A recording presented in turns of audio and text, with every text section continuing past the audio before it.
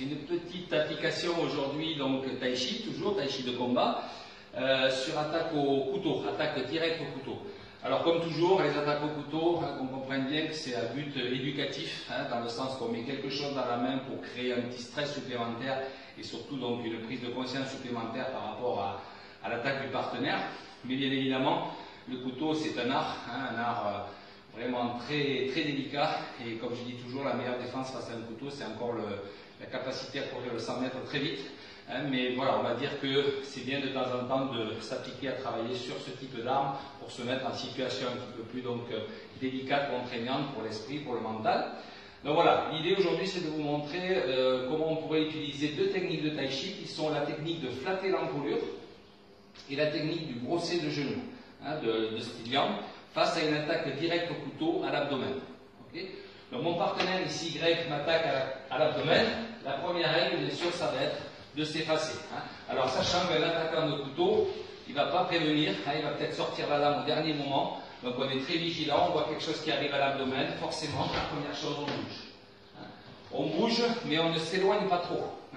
On ne va pas bouger comme ça, parce que là, il a de la marge pour revenir avec une coupe latérale par exemple.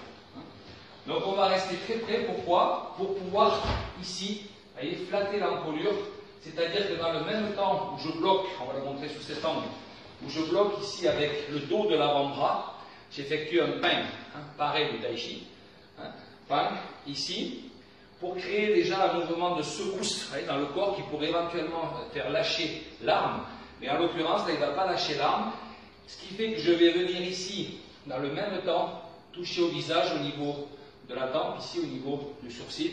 Il y a un point vital ici du triple réchauffeur qui va être donc cinglé comme ceci. Une frappe cinglante.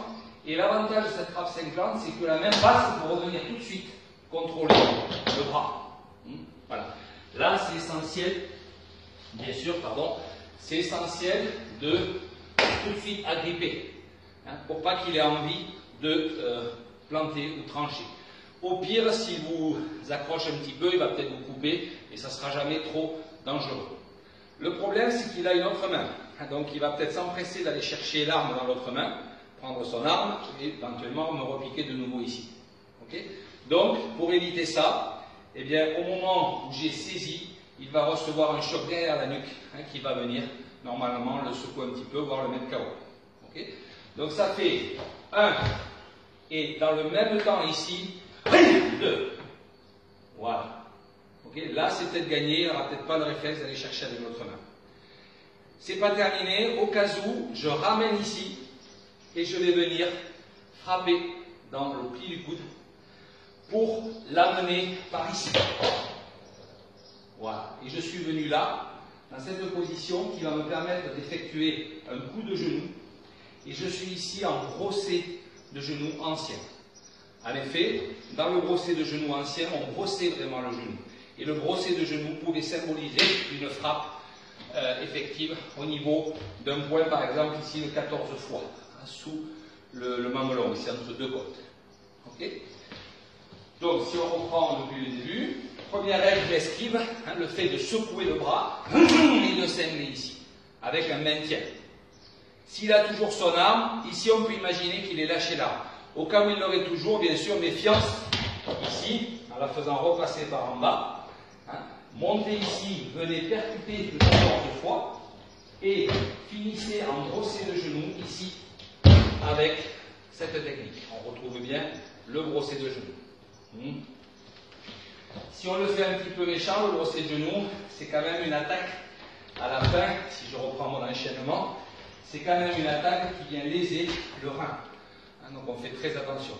C'est une frappe dans le creux, dans le mou, ici sous les côtes, qui va léser éventuellement l'organe humain.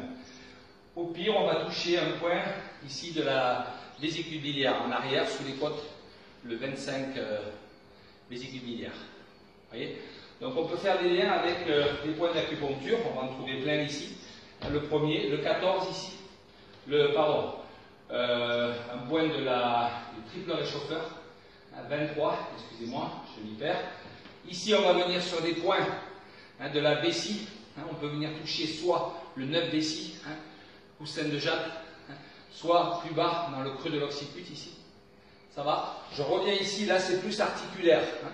C'est plus articulaire, ça va me permettre de faire plier le bras ou de faire passer la lame dessous, entre nous deux, de venir ici, de nouveau, toucher un point très dangereux 14 fois, et là, de léser le rein, et de me retrouver en brossée de genoux.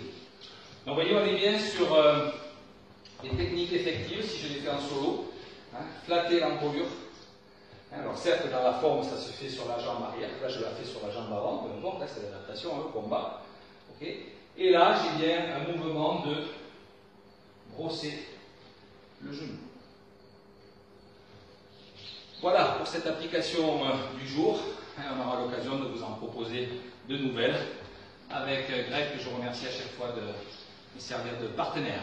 Merci. Merci. Merci à tous, bonne pratique.